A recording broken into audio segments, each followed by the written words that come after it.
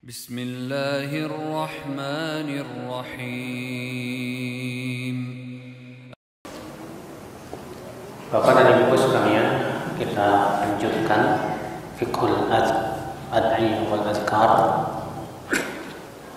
Masih kita melanjutkan bab yang ke-19 tentang rukun ibadah yang bersifat hati. Ya, saat berzikir. Karena yang namanya zikir jangan hanya sebatas di lisan, tapi zikir harus disertai dengan apa? Hati. Ketika zikir hanya di lisan tapi tidak diikuti oleh hati, maka pahalanya menjadi sedikit.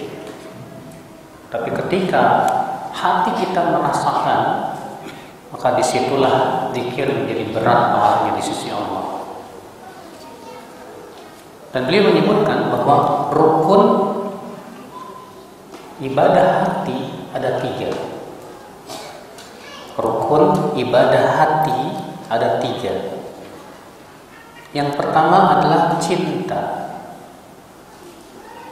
Yang kedua, khauf, takut kepada Allah. Yang ketiga, roja, berharap. Kata beliau, fahadil arkanu salasa hi arkanu ta'abud al-qalbiyah. Ini merupakan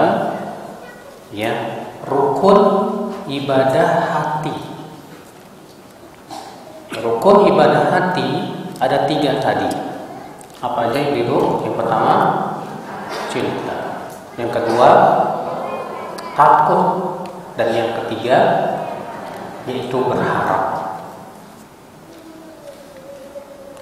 Kata beliau, Fallahu jalla wa ala yu'badu hubban fihi wa raja'an li thawabi wa khawfan min iqabi.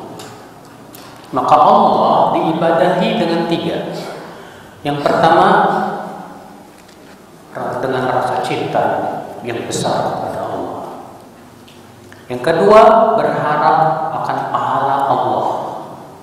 Dan yang ketiga, takut akan azab Allah Subhanahu wa ta'ala. Dan ini sebetulnya pernah kita jelaskan ya, ibu-ibu sekalian dan bapak sekalian. Cinta itu, ibu-ibu dan bapak, seringkali menimbulkan semangat. Menimbulkan apa? Semangat.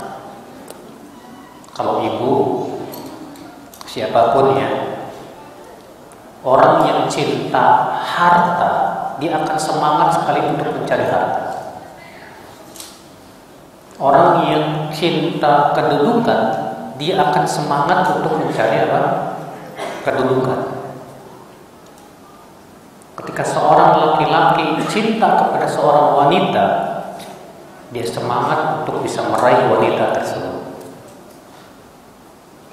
Makanya cinta itu bagaikan motor dalam kehidupan. Maka kalau kita cinta kepada Allah, dan memang cinta kita jujur ya, bukan sebatas cinta di lisan, itu akan menimbulkan semangat dalam ibadah. Orang yang benar-benar cinta kepada Allah akan terlihat semangat. Ketika sholat dia semangat. Ketika dikumandangkan adzan langsung pergi ke masjid.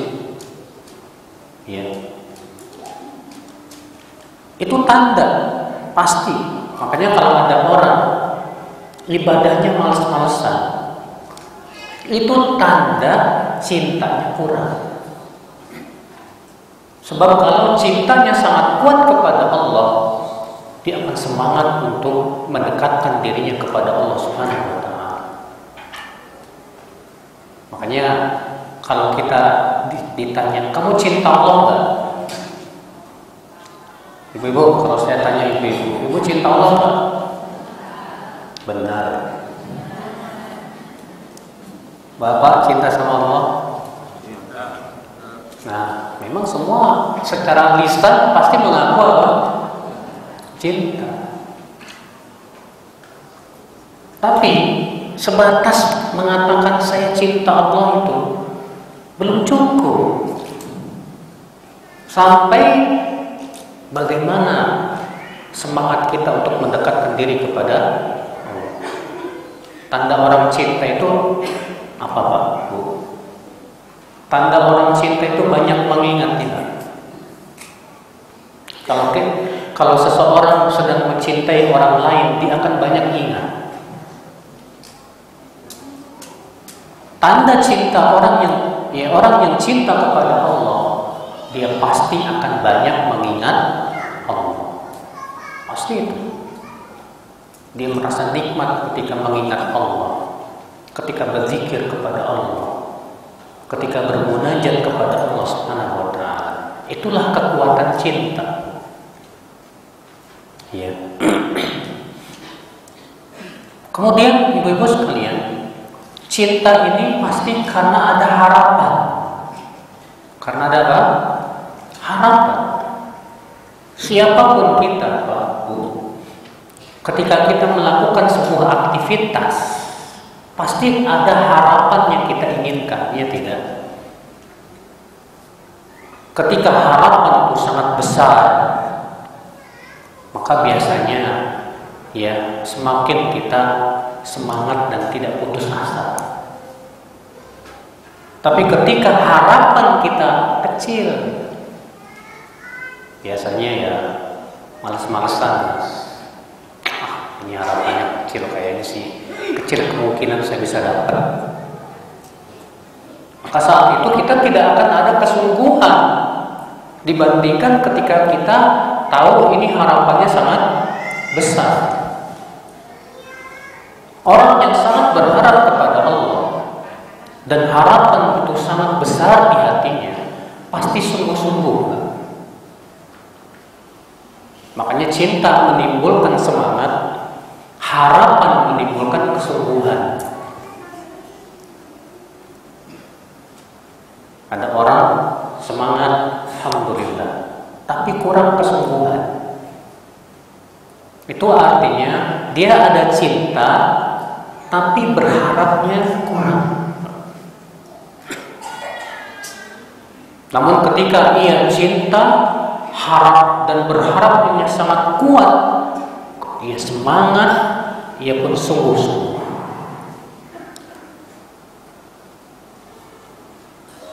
Dan ini Pak, tidak akan sempurna kecuali dengan rasa takut kepada Allah. Kalau kita melakukan sebuah perbuatan, takut salah. Saya khawatir kalau misalnya bapak, ibu misalnya kerja di mana di pabrik ya, kerja di pabrik lah atau kerja sama orang lah. Kalau kita tidak lakukan, waduh, bisa-bisa saya takut dipecat ini. Ya. Karena ada takut dipecat inilah yang menyebabkan kita apa? Kita berusaha mengamalkannya dan tidak meninggalkannya. Takut inilah apa yang menyebabkan kita tidak berani untuk melanggar aturannya, tidak berani untuk melakukan larangan-larangannya. Maka penting sekali dalam ibadah itu harus ada 3 ini. Ya, cinta, berharap, dan apa? Takut. Orang yang takut kepada Allah, dia takut kalau dia tidak sholat Allah akan mengadab dirinya. Maka dia melakukan sholat, tapi sebatas takut saja tidak cukup. Orang yang sebatas takut, dia menaati Allah hanya karena takut, bukan karena apa? Cinta. Maka ibadahnya bermasalah. Ya kayak ada kalau di Saudi, atau enggak di Saudi, banyak perempuan terkadang pakai cadar itu hanya karena takut saja. Banyak sih, enggak semuanya ada. Ya, saya pernah dulu ya pas pulang dari Saudi ke Indonesia. Di Saudi ini pakai cadar lengkap, masya Allah, rapi. Pas sampai Jakarta, loh, buka cadar, buka jilbab, rambutnya panjang, kok gini sih? Jadi dia pakai jilbab itu hanya karena apa? Takut. Ya, di saat ada kesempatan, ya, dia bisa melakukan pelanggaran itu. Akibat daripada takut saja. Makanya penting sekali di situ ada rasa cinta, berharap dan apa? Takut, penting sekali. Ikhwatal Islam, saudara seiman. Kemudian akhwal Islam, Syekh Abdul Razak berkata, wa a'zamu hadhil arkan ats-tsalatsa wa ajalluha wal hubb. Tiga rukun ini yang paling agung, yang paling besar itu cinta.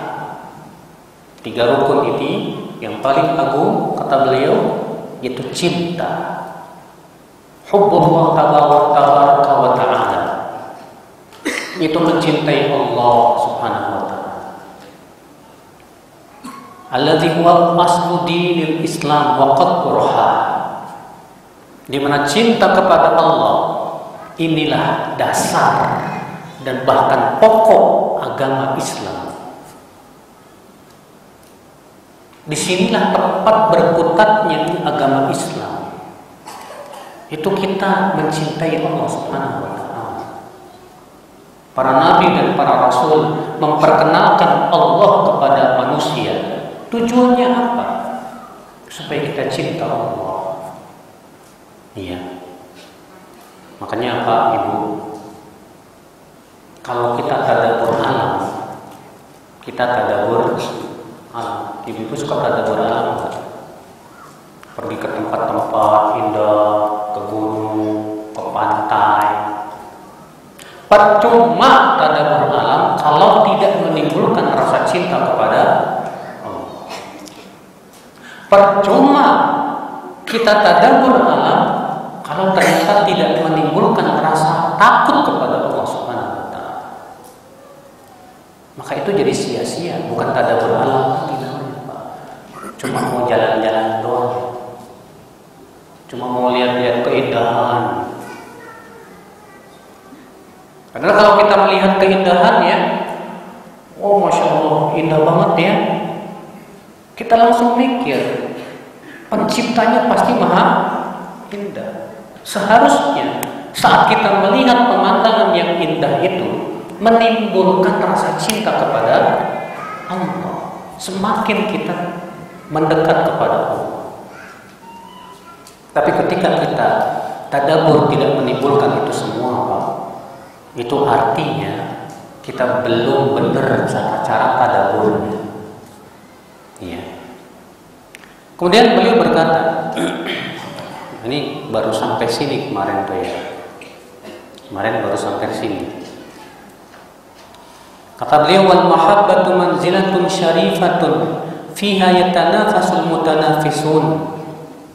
Di mana cinta kepada Allah adalah kedudukan yang sangat mulia. Untuk inilah orang-orang berlomba-lomba, itu berlomba-lomba. Wa ilaihi syammarul mutasabiqun.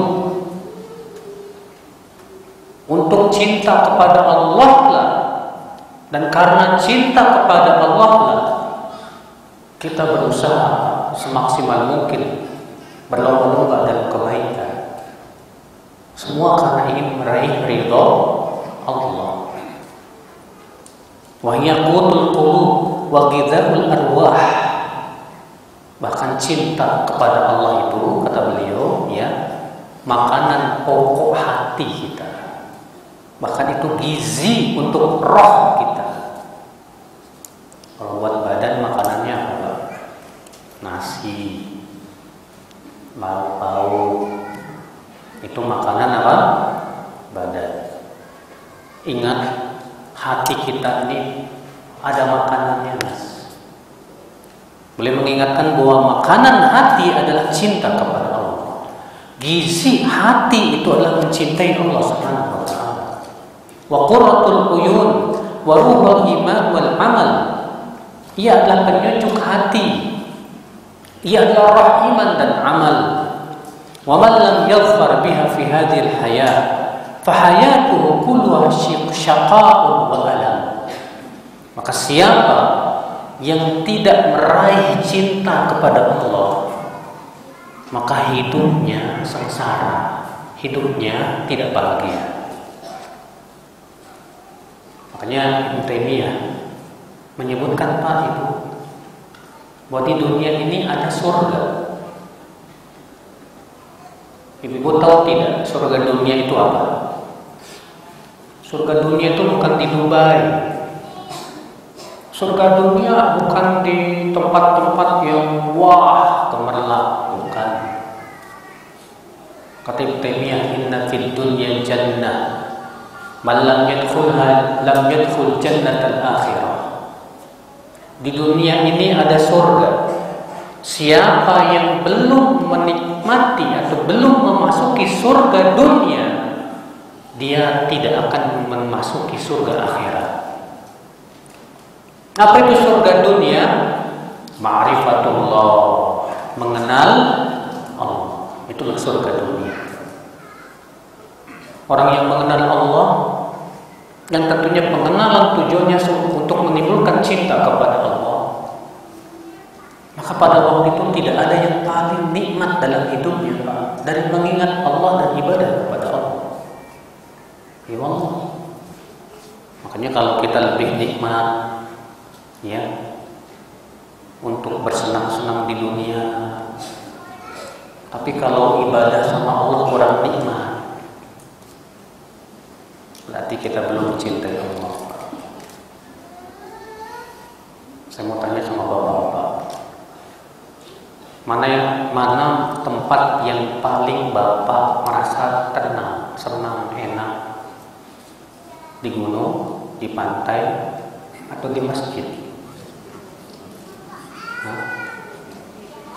Tentu di masjid kan, harusnya. Itu secara lisan. Tapi banyak orang saya lebih enak di gunung, menikmati keindahan alam. Tapi kalau di masjid, habis sholat langsung pergi. Ya, nggak mau dia duduk di masjid untuk berzikir pada Allah. Seakan-akan dia nggak merasa nikmat gitu loh di masjid itu. Lebih nikmat di kafe sama teman-teman, lebih nikmat di pantai, main-main. Ya akhi, itu menunjukkan rasa cinta kita kepada Allah kurang. Iya. Nah ini ibu-ibu sekalian, ya. Jadi cinta itu akan cinta kepada Allah itu akan menyebabkan kita mencintai sesuatu yang dicintai oleh Allah pasti. Kita merasa nikmat dengan zikir, itu tanda kita mencintai. Kita merasa enak dengan membaca Quran, itu tanda kita cinta kepada Allah. Tapi kalau ternyata main game lebih asyik di hati kita daripada baca Quran, kurang cinta kita kepada Allah. Makanya kan cinta kepada Allah itu bisa rusak nih. Karena apa? Karena mencintai sesuatu yang lebih mengasyikkan di hati. Di zaman sekarang nih Pak, banyak sekali hal-hal yang menyebabkan cinta kita kepada Allah kurang. Ada orang nonton YouTube berjam-jam, Masya Allah. Ya nonton drama Korea sampai 2 jam habis, melopot terus. Pas baca Quran setengah lembar kayak apa sih nggak selesai. Kenapa bisa begitu? Ya tadi, karena ternyata ada yang lebih mengasyikkan di hati kita dari bermunajat kepada Allah Subhanahu wa taala. Sehingga Allah cabut rasa cinta kita kepada Allah. Akibat kita penuhi hati kita dengan cinta dunia. Itu musibah Allah. Iya. Makanya ketika kita merasakan itu Pak sekarang, kok saya lebih asik nonton YouTube ya, film-film daripada saya baca Quran. Ucapkan inna lillahi wa inna ilaihi raji'un. Wallahi musibah. Kemudian beliau menyebutkan 10 sebab yang menyebabkan munculnya cinta.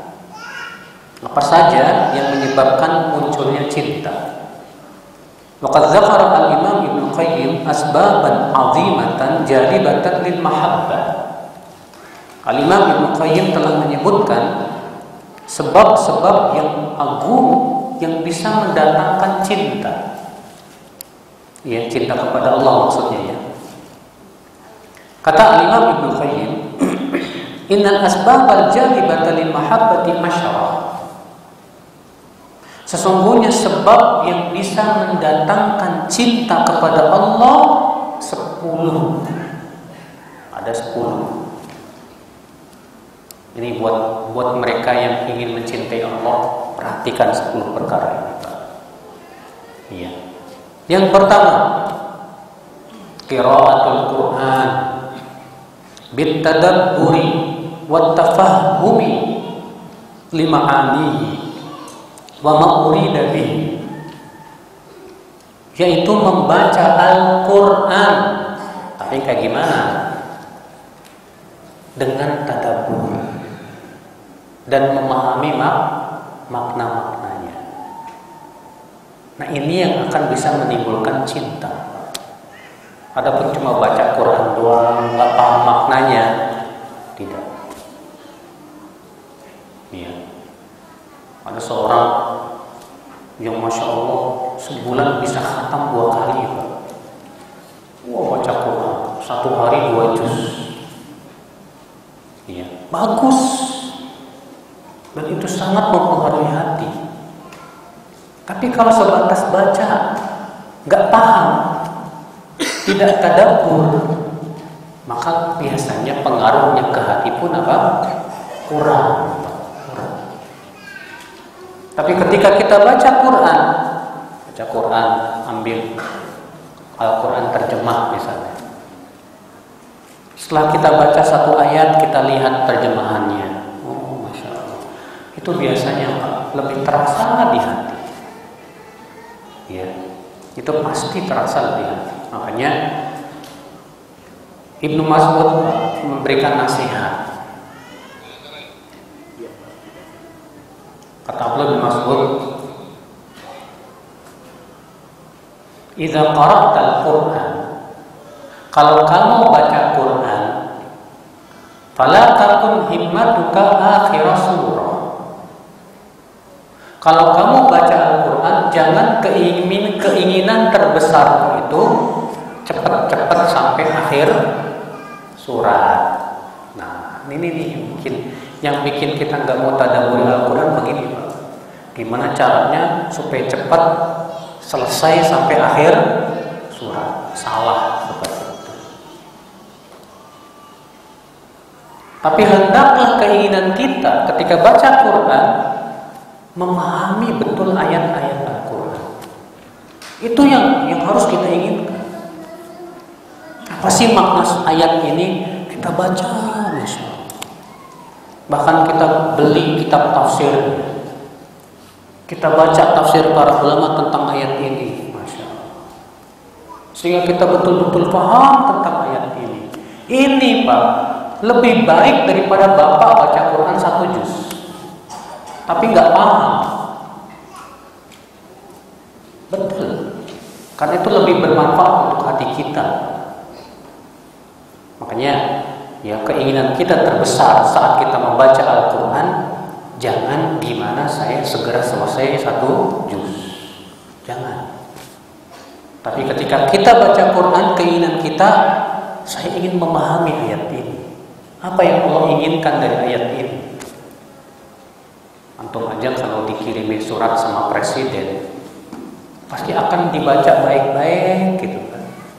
Dipahami apa sih yang diinginkan oleh Pak Presiden ini. Oh, apalagi ini pencipta presiden, Rabbus samawati wal ardh, pemilik langit dan bumi, Allah Subhanahu wa taala yang kita cintai. Baca Al-Qur'an dengan tadabbur. Allah berfirman, "Afala yatadabbaruna al-Qur'an?" Tidakkah mereka mentadabburi Al-Qur'an? Disuruh sama Allah kita untuk mentadabburi Al-Qur'an. Para sahabat dulu juga begitu, Pak. Kata Utsman bin Affan, kami dulu di zaman Rasulullah belajar Al-Qur'an itu 10 ayat 10 ayat. 10 ayat kami pelajari dan kami tidak mau menambah sampai kami benar-benar memahaminya dan mengamalkannya. Setelah 10 ayat dipelajari, paham, amalkan, tambah lagi 10 ayat. Begitu terus, Masya Allah.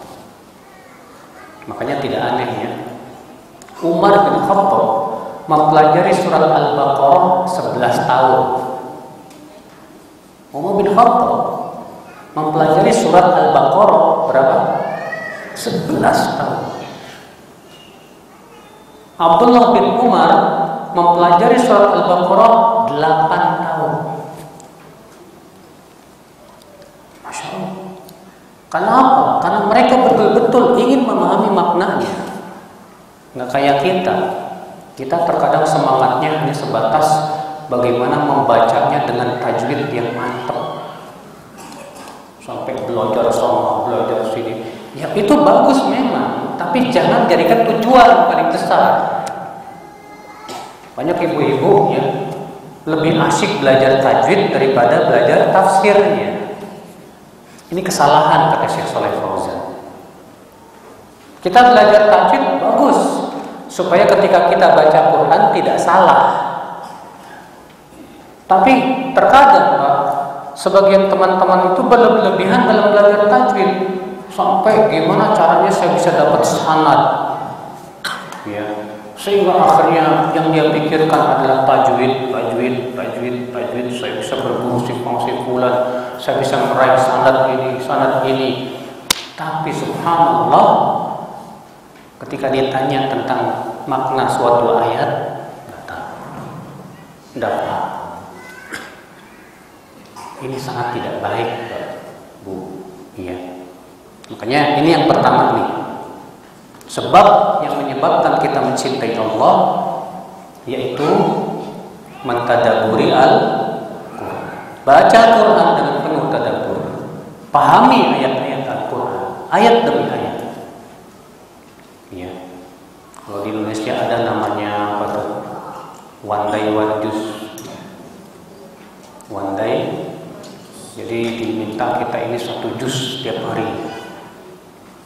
Alangkah lebih baiknya kalau setiap 1 hari 1 ayat, namun benar-benar disebutkan padanya tafsirnya.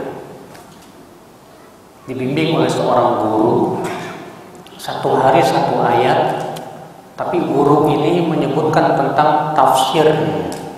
Dipahamkan betul-betul tentang ayat ini. Sehingga apa? Sehingga manfaatnya jauh lebih besar Pak, daripada sebatas 1 hari 1 juz, 1 hari 1 juz, tapi tidak pernah paham. Ya. Nah, saudaraku seiman, rahimani wa rahimakumullah jami'an. Jadi ini yang pertama, sebab yang menyebabkan kita bisa mencintai Allah, yaitu apa? Membaca Al-Quran dengan tadabbur dan memahaminya. Ya.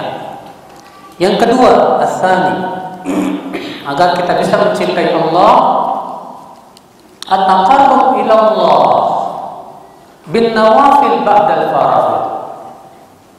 Mendekatkan diri kepada Allah dengan menjaga salat-salat sunnah, ibadah-ibadah yang sunnah. Ya. Salat sunnah yang apalagi itu sholat sunnah rawatib, Mas. Sholat sunnah rawatib itu sangat dianjurkan oleh Rasulullah SAW. Man hafadha ala isnatai asyrata rakaat, kata Rasulullah. Siapa yang bisa menjaga betul-betul 12 rakaat, maka akan dibangunkan untuk dia sebuah rumah di surga. Membangun rumah di surga nggak perlu cari duit banyak. Beda dengan di dunia, ibu mau beli rumah harus punya fulus, punya duit. Tapi untuk membangun rumah di surga dengan amal, kata Rasulullah, siapa yang menjaga 12 rakaat sehari semalam akan dibangunkan untuk dia sebuah rumah di mana? Di surga. Yang pertama 2 rakaat sebelum subuh. Yang kedua 4 rakaat sebelum zuhur. Kemudian 2 rakaat setelah zuhur. 2 rakaat setelah maghrib. 2 rakaat setelah isya. Masya Allah. Iya. Demikian pula sholat tahajudnya jangan lupa. Sholat duha, boleh nggak sholat duha didawamkan? Pendapat yang rajih boleh. Buktinya Nabi SAW menganjurkan Abu Hurairah jangan tinggalkan 2 rakaat duha setiap hari. Kalaulah mendawamkan sholat duha itu tidak boleh, tentu Nabi tidak akan memberikan wasiat seperti itu kepada sahabatnya. Dawamkan, gak masalah. Tiap hari sholat duha 2 rakaat, alhamdulillah. Ya. Demikian pula ibadah-ibadah sunnah yang lainnya. Coba kita perhatikan zikir-zikirnya, zikir pagi dan petangnya kita jaga, ya. Demikian pula zikir-zikir yang berhubungan dengan kehidupan sehari-hari.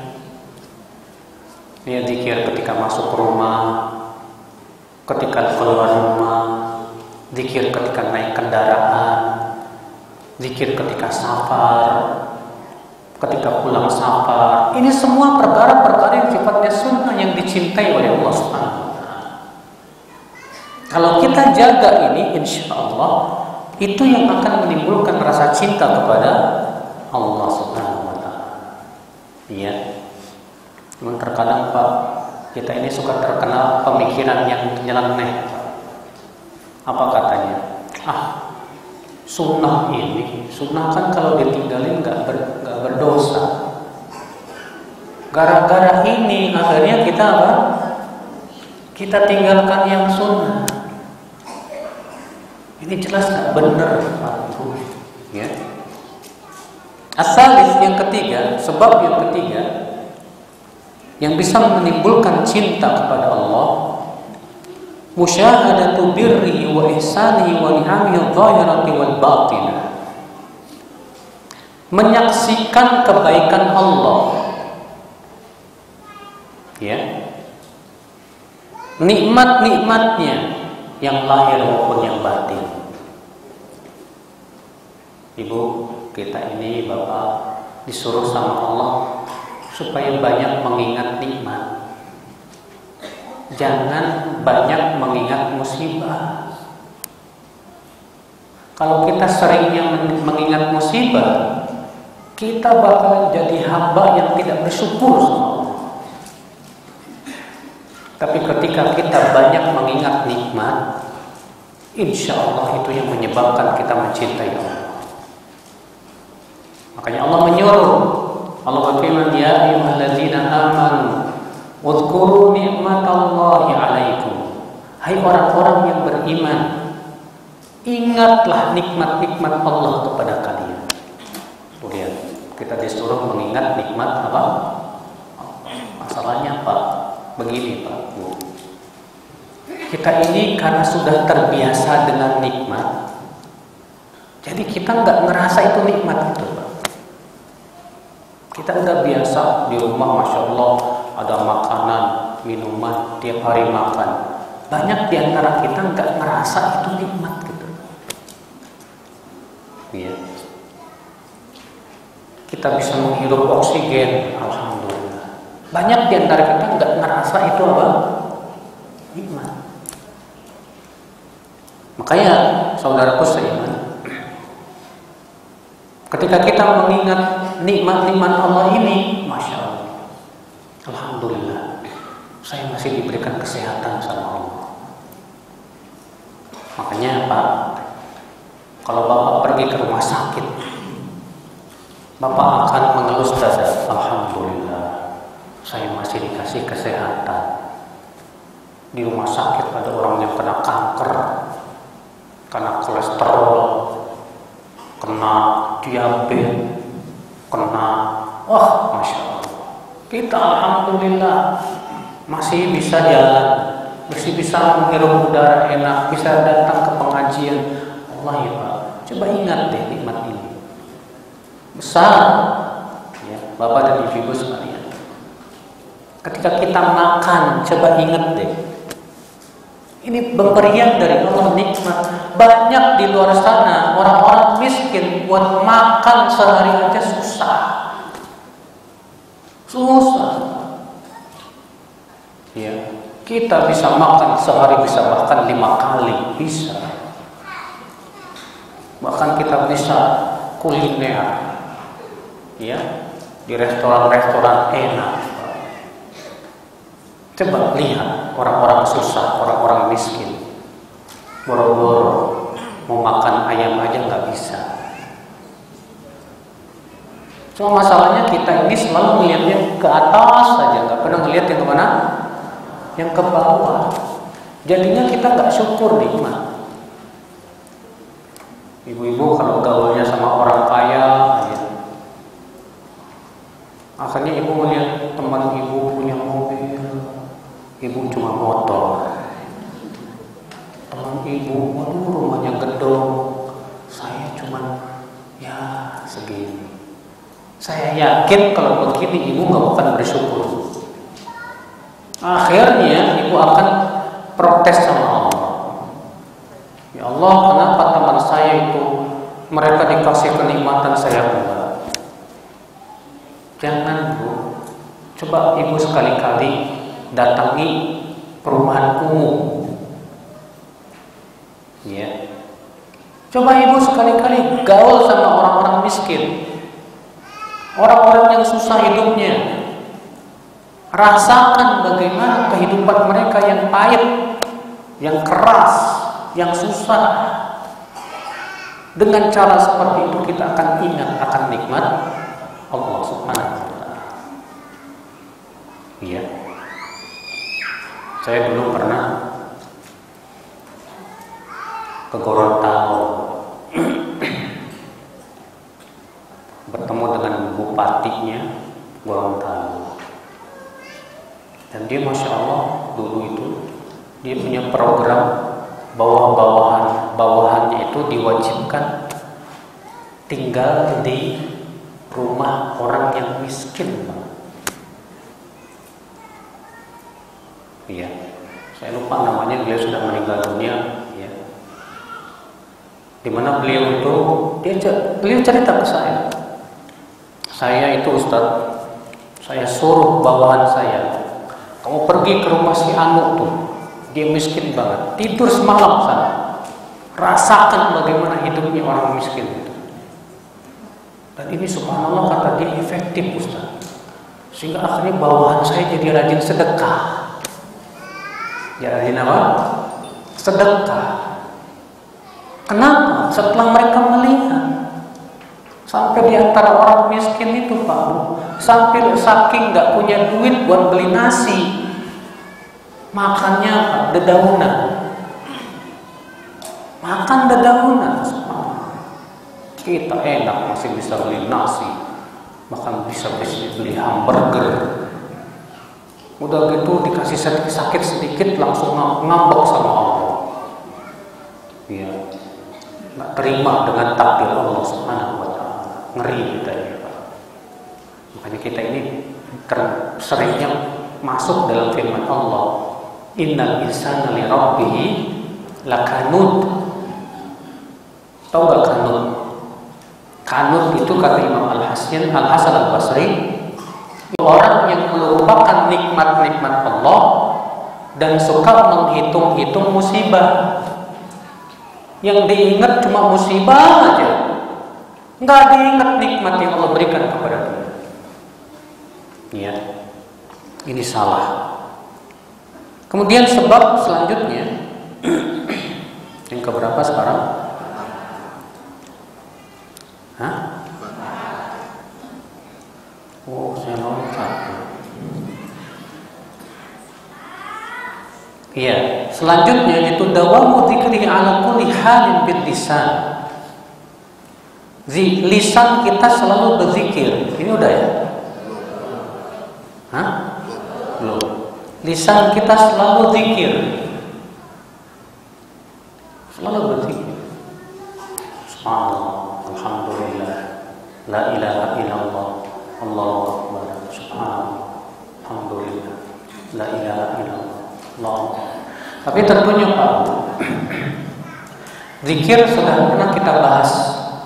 Zikir itu terkadang dengan lisan, terkadang dengan hati, terkadang dengan perbuatan. Saat kita ingat dosa-dosa, lalu kita jadi menangis dan minta ampun kepada Allah, masuk zikir kan? Zikir. Saat kita baca kitab tentang agama, zikir kan? Zikir. Ketika duduk di majlis taklim mendengarkan kajian, masuk zikir kan? Zikir. Jadi kita jangan menganggap zikir itu sebatas subhanallah, alhamdulillah, la ilaha illallah, Allah. Tapi zikir itu bermacam-macam. Maka kita usahakan Pak Ibu selalu mengingat Allah. Iya. Kita bertemu ibu-ibu, bapak-bapak bertemu sama teman. Seringnya sih obrolannya pasti masalah apa? Dunia. Nah ini musibah. Majelis yang kosong dari zikir, kata Rasulullah SAW, itu majelis yang sama atau bahkan lebih buruk daripada bangkai keledai. Kata Rasulullah majalasa, ya qaumun majlisan la yadhkuruna Allah Ta'ala fi illa qamu ala misli jifati himar. Tidaklah suatu kaum duduk di suatu tempat duduk dan dia tidak berzikir kepada Allah di tempat duduk itu, di majelis itu, kecuali dia bangkit dari majelis itu dalam keadaan seperti bangkai keledai. Majelis ngopi, bapak mungkin senang ngopi. Memang kalau sambil ngopi ngobrol asik banget tuh. Ya, kita sambil bikin ngopi, ya. Terus kita ngumpul, wah asik deh Pak. Tapi banyak di antara kita terkadang majelis ngopinya itu bukan ngomongin tentang din, tentang dakwah, tidak ada isinya zikir kepada Allah Subhanahu wa Ta'ala.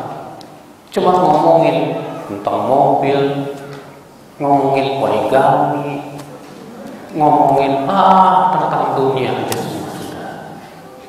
Wallahi Pak, majelis kayak ginian ini gak disukai oleh Allah. Iya. Kita bangkit dari majelis itu kata Rasulullah SAW seperti apa tadi? Bangkai keledai. Antum kalau duduk di samping antum ada bangkai keledai mau nggak Mas? Bau busuk. Mengerikan saudaraku sekalian. Iya. Nah ini. Kemudian yang kelima. Yang kelima yaitu izar mahabbihi ala mahabbika inda ghalabatil hawa. Ini yang susah nih. Lebih mendahulukan cinta Allah daripada cinta kita, terutama terhadap syahwat dan hawa nafsu. Ya. Seringkali kita diuji cinta kita kepada Allah ketika syahwat menggebu-gebu, ya, sendirian, nggak ada CCTV, nggak ada yang merhatiin. Banyak di antara kita Pak Bu berani membuka situs-situs porno. Ya. Akhirnya kita lebih mendahulukan syahwat kita daripada apa? Allah Subhanahu wa Ta'ala. Bahkan banyak di antara kita bapak dan ibu-ibu lebih takut sama CCTV daripada sama Allah. Ya enggak? Kalau ada CCTV, CCTV ini takut ah. Tapi kalau nggak ada CCTV, kayak tenang aja. Nggak sadar kalau Allah melihat kita. Ya, banyak tuh. Kita aja kalau jangan jauh-jauh lah ya. Kalau kita naik mobil nih Pak, nggak ada polisi ya, main langgar. Iya, polisi nggak lihat Pak, tapi Allah kan lihat. Dan kita banyak menganggap remeh soal itu. Iya. Saudaraku seiman rahimani wa rahimakumullah jami'an.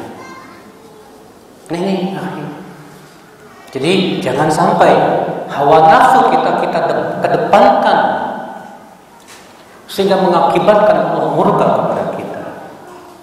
Karena orang yang lebih mengedepankan hawa nafsu dan syahwatnya dicabut biasanya, dikurangi sama Allah rasa cintanya kepada Allah. Pasti itu Pak. Iya, gak mungkin orang yang suka berzina dikatakan dia cinta kepada Allah, belum tentu. Sebab kalau dia cinta kepada Allah, dia akan tinggalkan apa? Zina. Walaupun ada cinta kepada Allah, masih ada, tapi cintanya sedikit sekali. Iya. Kemudian yang keenam, mutala'atul qalbi li asma'i wa sifati wa musyahadatiha. Itu senantiasa mempelajari nama-nama Allah dan sifat-sifatnya. Pelajari nama-nama Allah, pelajari sifat-sifat Allah. Asmaul Husna itu jangan cuma dihafalin, jangan cuma dilapalin. Ya. Kalau nyanyiin Asmaul Husna pinter-pinter, kita harus lebih bisa memahami dan menyelami nama-nama Allah. Karena setiap nama Allah, kalau kita pelajari, kita pahami, itu akan menimbulkan kekuatan yang dahsyat, Masya Allah.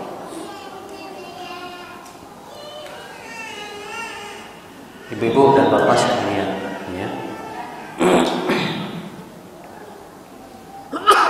Kemudian yang keberapa? Ketujuh, inkisarul qalbi baina yadayhi. Hati kita pasrah di hadapan Allah. Ketika kita sedang bermunajat kepada Allah, kita pasrahkan hati kita kepada Allah, penuh kekhusyuan di hati kita.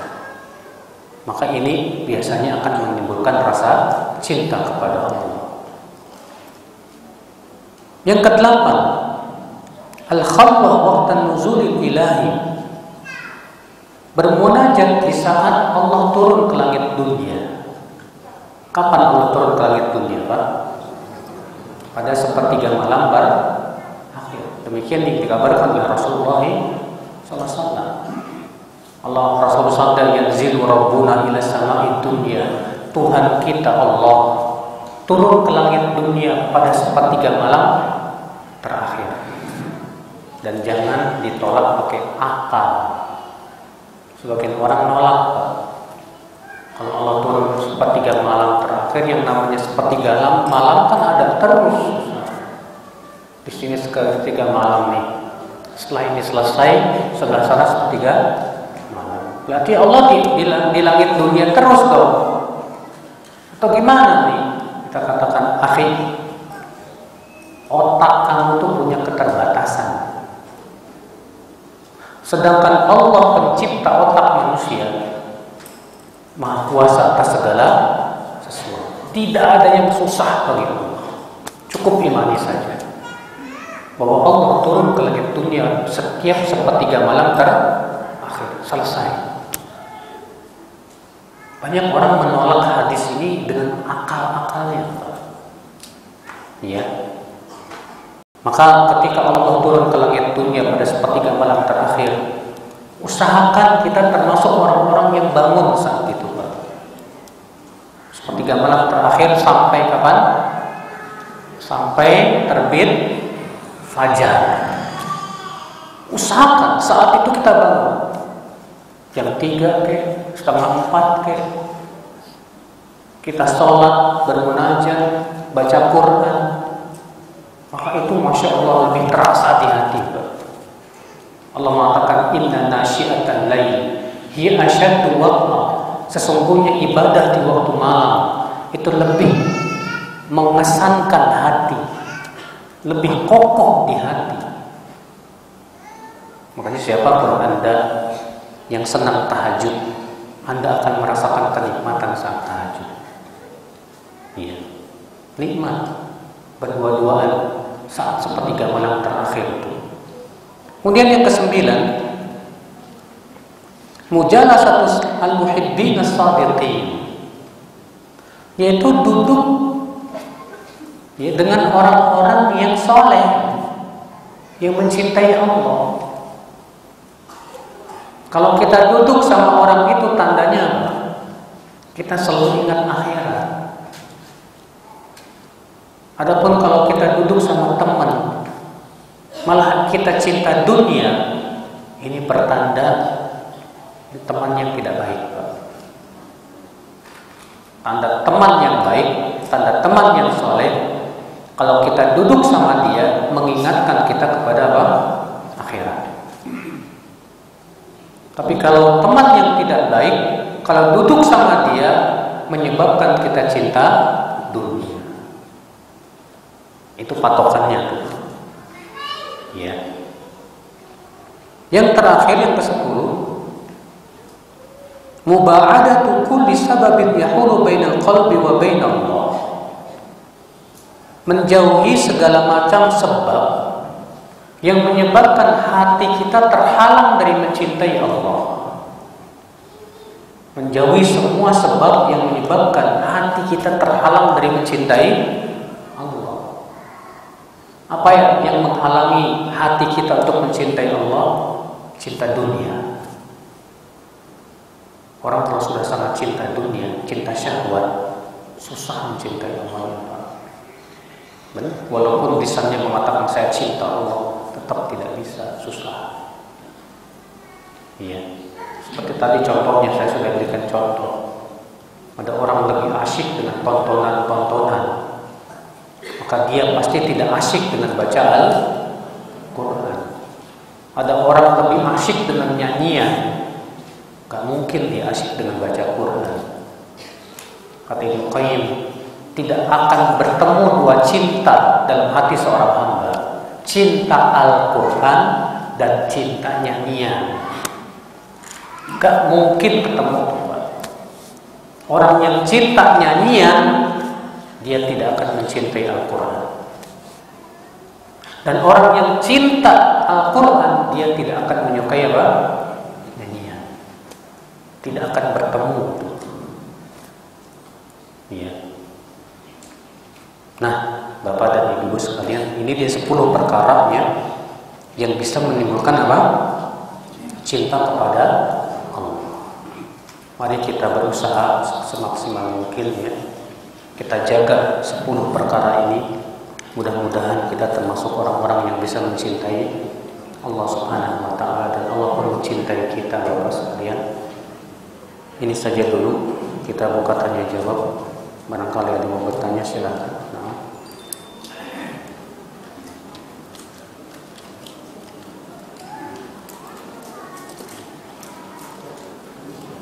Baik Ustaz, ada pertanyaan. Pertama, bagaimana cara menyatukan hati dan lisan saat berzikir? Sedangkan berzikir harus dilakukan dalam setiap aktivitas yang kita pikirkan. Pak, kalau kita sedang fokus mengerjakan sesuatu, fokuslah dengan sesuatu itu. Contoh, Bapak sedang fokus mengerjakan sebuah gambar rumah, karena Bapak seorang arsitek misalnya. Ya. Maka fokus aja. Kalau kita niatkan itu untuk mencari nafkah, kalau niatkan itu untuk membantu kaum muslimin, pahala. Tidak mungkin bisa disatukan. Kita fokus bikin sambil subhanallah, alhamdulillah, sulit sekali. Ya. Kalau bapak ibu lagi makan, fokuslah makan dulu. Gak mungkin kita sambil makan subhanallah, alhamdulillah, sulit. Maka kalau memang itu aktivitas yang butuh kepada apa? Keseriusan, ya, fokus, maka lakukanlah perkara tersebut dengan sebaik-baiknya. Karena itu pun termasuk sebab datangnya cinta Allah. Rasulullah bersabda, "Innallaha yuhibbu al-'abda idza amila amalan an yutqinahu." Allah itu suka, cinta kepada seorang hamba kalau dia melakukan sebuah pekerjaan, dia lakukan pekerjaan itu sebaik mungkin. Ya. Jadi kalau misalnya bapak lagi kerja di kantor dan butuh kepada fokus pikiran untuk ya mengerjakan itu, kerjakan aja Pak secara profesional. Karena cara seperti inilah kita bisa dicintai oleh Allah Subhanahu wa taala. Ya. Nah ini Bapak dan Ibu sekalian. Jadi nggak tercela kita nggak bisa fokus ketika zikir. Justru ketika kita zikir dan fokus dan akhirnya melalaikan kewajiban, salah. Kita harus bisa menilai loh Pak Bu, mana yang wajib, mana yang apa? Sunnah. Jangan sampai kewajiban dilalaikan demi mengejar yang apa? Yang sunnah, salah. Ya. Nah ini Bapak Ibu. Baik, selanjutnya, jika kita duduk di majelis yang tidak berzikir kepada Allah Ta'ala, misalnya tadi dikatakan majelis mobil, apakah majelis mobil tersebut dimasukkan dalam dosa? Sementara yang dibicarakan masalah dunia yang baik-baik saja, tidak berbicara hal yang bersifat maksiat. Syukran.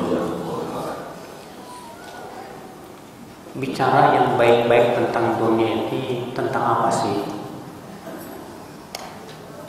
Kalau maksudnya adalah untuk memperbaiki kehidupan dunia, misalnya bicara tentang bagaimana supaya bisnis kita maju, bicara misalnya bagaimana caranya supaya ya kita mobilnya lagi mogok nih bisa beres lagi, problematika yang memang yang berhubungan dengan kemaslahatan dunia, itu baik. Itu apa? Baik. Ya. Namun apa susahnya untuk diselingi dengan zikir? Ketika kita berbicara tentang dunia sama teman-teman majelis ngopi itu, apa susahnya kita selingi dengan mengatakan subhanallah, alhamdulillah, la ilaha illallah. Ya. Nah ini kita harus lihat Pak. Kalau misalnya kita ngobrol, duduk majelis ngopi, tapi sambil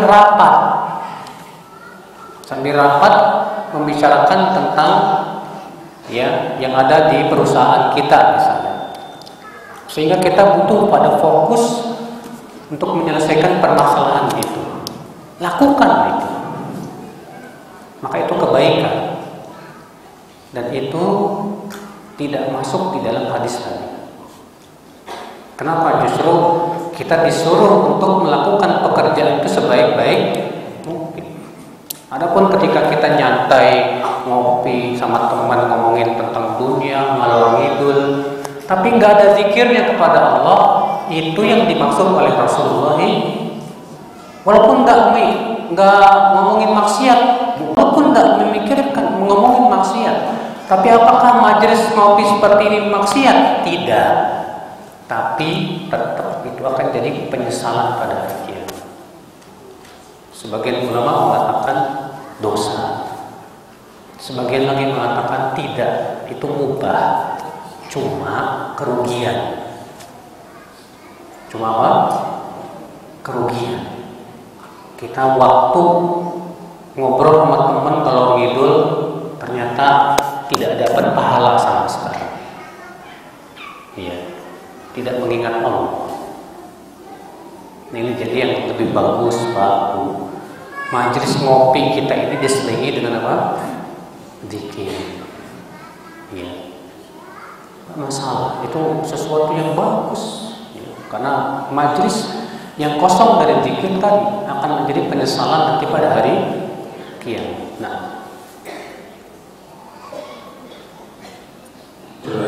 selanjutnya Ustaz.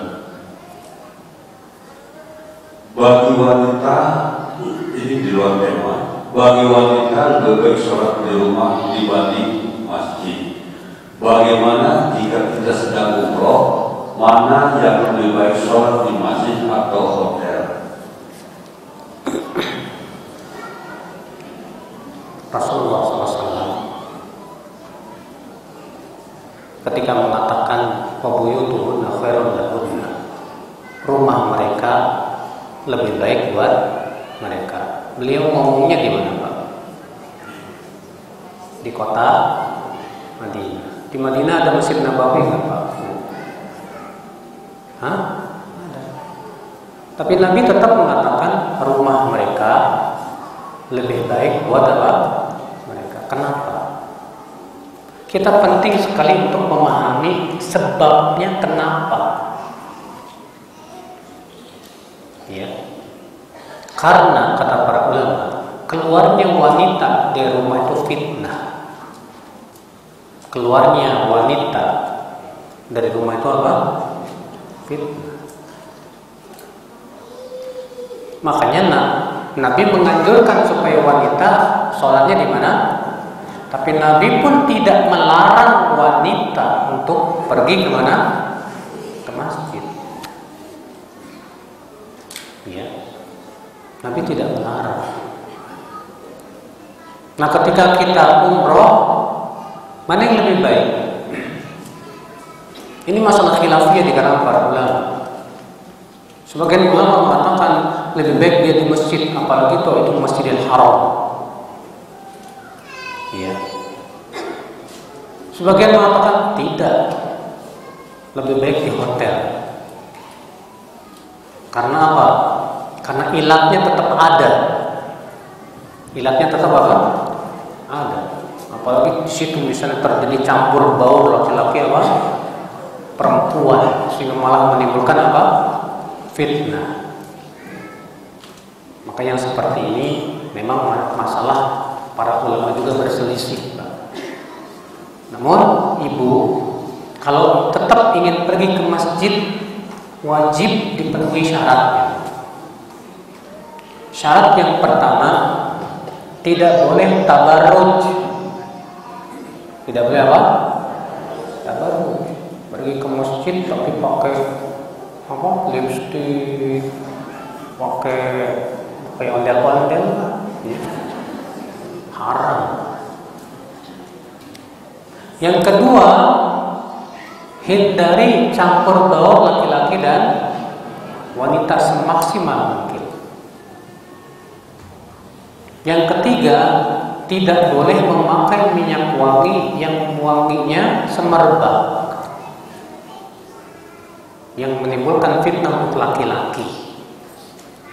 Bahkan dalam hadis Abu Hurairah, wanita yang pergi ke masjid dengan memakai minyak wangi disuruh pulang lagi dan mandi junub.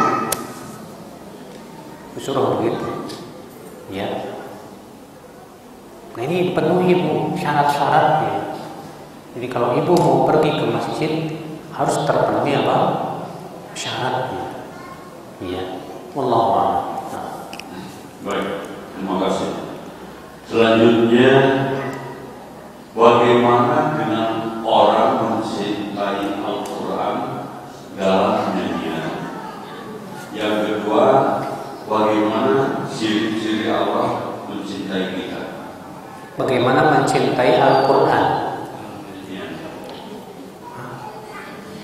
Mencintai Al-Quran dalam nyanyian. Ya.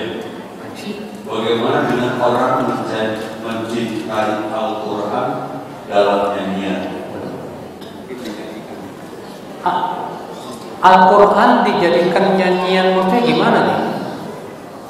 Kalau maksudnya kita baca Quran tapi dengan nada yang bagus, memang itu dianjurkan.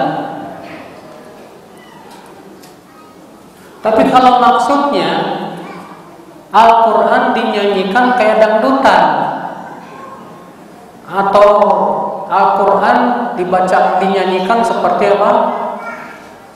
Keroncongan atau seriosa, atau Al-Quran baca Quran kayak rock and roll gitu, lagu pop. Kata para ulama tidak boleh. Al-Quran tidak boleh disamakan dengan apa? Nyanyian. Makanya nada baca Quran pun tidak boleh disamakan dengan nyanyian. Kenapa? Karena Al-Quran bukan nyanyian. Al-Quran bukan apa? Nyanyian.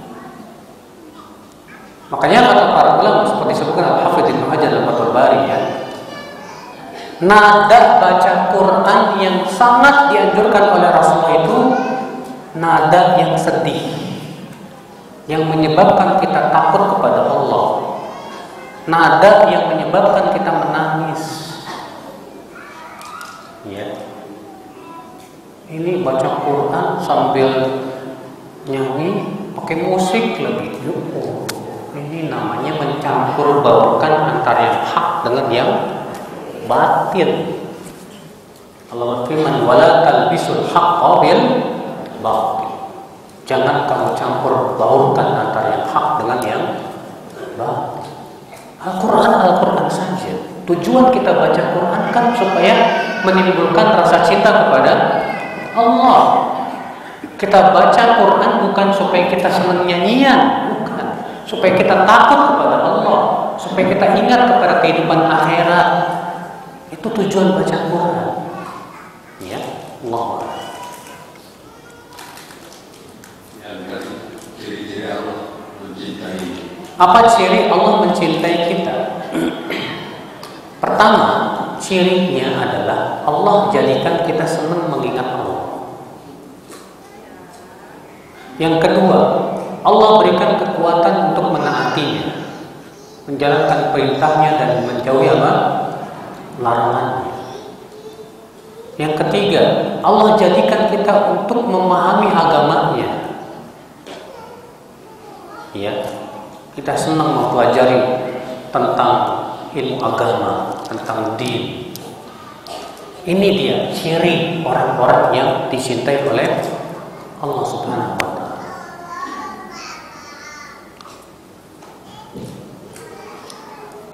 Selanjutnya, apa yang wanita lakukan di sepertiga malam terakhir bila sedang haid?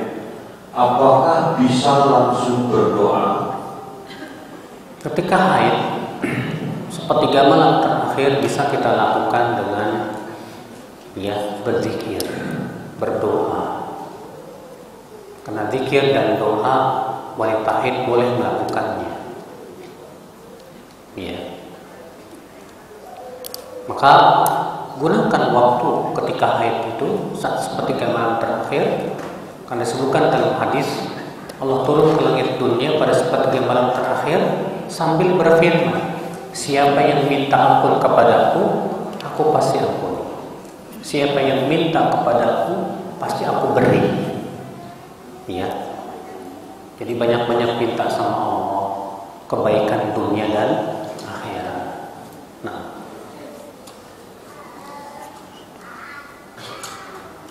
selanjutnya, apakah boleh selesai sholat tahajud tidak sholat witir lagi karena sudah dikerjakan selesai sholat isya seperti sabda Rasulullah SAW? ini sebuah kesalahan, Pak Bu.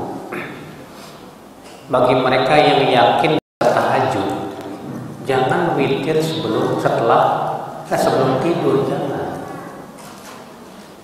Anjuran Nabi buat mereka yang witir sebelum tidur itu khusus untuk orang yang khawatir tidak bisa witir di akhir malam. Adapun orang yang yakin bisa witir di akhir malam, maka yang lebih utama witir di akhir. Makanya Rasulullah bersabda, "Ij'alu akhir salatikum bil-laili witra." Jadikan akhir salat malam kalian itu witir. Ini perintah Nabi. Jadikan akhir salat malam itu salat witir. Jadi kalau kita yakin mampu untuk sholat tahajud nanti malam, jangan witir dulu, Pak. Ya. Jadi nanti aja diakhirkan, nanti saja witirnya. Supaya lebih sesuai dengan perintah Rasulullah Sallallahu Alaihi Wasallam, itu yang lebih utama. Demikian, Pak Ibu. Selanjutnya, Ustaz tadi mengatakan tentang sholat duha untuk didawamkan walaupun 2 rakaat. Yang ingin ditanyakan adalah apakah sahih tentang faedah bila kita merutinkan salat 4 rakaat salat duha akan dicukupi sampai sore? Ada hadisnya hasan.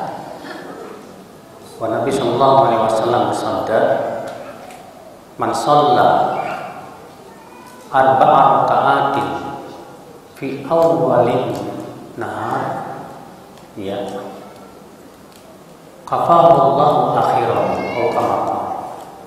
Siapa yang sholat 4 rakaat di awal hari, Allah akan cukupi kebutuhannya di akhir hari.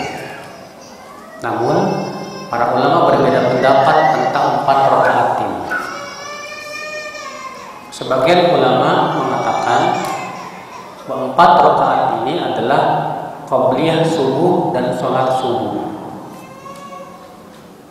Sebagian lagi mengatakan bahwa yang dimaksud dengan 4 rakaat ini 4 rakaat duha.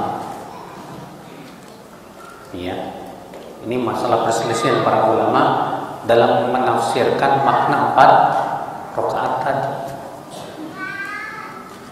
Jadi gimana tuh? Mana yang paling kuat?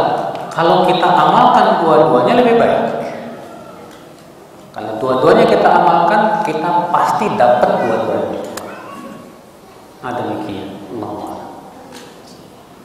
Selanjutnya masih ada ini.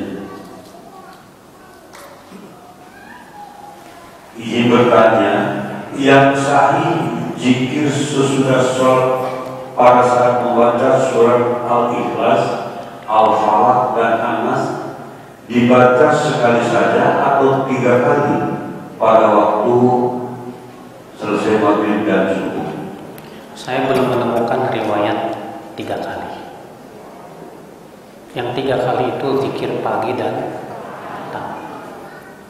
Adapun setelah sholat yang saya temukan hanya sekali saja. Jadi kalau untuk setiap sholat apapun, maka baca Qul huwallahu ahad 3 kali, Qul Falaq 3 kali, dan An-Nas Al-Ikhlas sekali, Al-Falaq sekali, dan An-Nas sekali. Allahumma. Nah. Jadi terakhir, Ustaz, pertanyaan terakhir, pandangan terakhir, apakah sholat tahajud harus tidur dulu baru bangun seperti gambaran atau boleh tidak tidur langsung tahajud? Tidak disyaratkan harus tidur dulu. Namun kalau kita tidur dulu itu lebih sesuai dengan sunnah Rasulullah. Karena disebutkan dalam hadis Aisyah, Rasulullah SAW tidur di awal malam, bangun di sepertiga malam. Berarti kalau kita ingin sesuai dengan sunnah, hendaknya tidur dulu. Ya. Masih ada satu lagi yang kita lewatkan.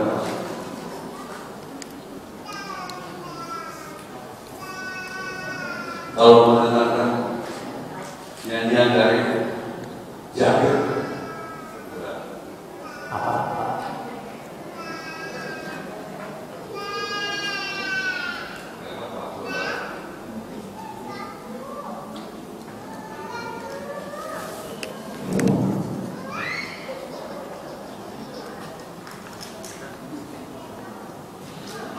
kalau mendengarkan lagu Islami seperti Maher Zaki, Mopik, seseorang bisa dapat hidayah atau bagaimana? Bu, Pak, saya ingin membawakan perkataan Imam Syafi'i ini. Kenal nggak Imam Syafi'i? Kenal? Oke. Kata Imam Syafi'i, taraktu bi Baghdad ma yusammuna bil takbir yasudduna nas an qiraatil Quran. Aku tinggalkan kota Baghdad dalam keadaan di sana ada yang disebut dengan takbir. Dengan takbir itu mereka menghalang-halangi manusia dari membaca Al-Quran. Apa takbir? Takbir, kata para ulama, takbir adalah syair-syair dan nyanyian tentang kezuhudan. Syair-syair dan nyanyian tentang apa? Kezuhudan. Isinya baik tentang zuhud di dunia, tapi dinyanyikan.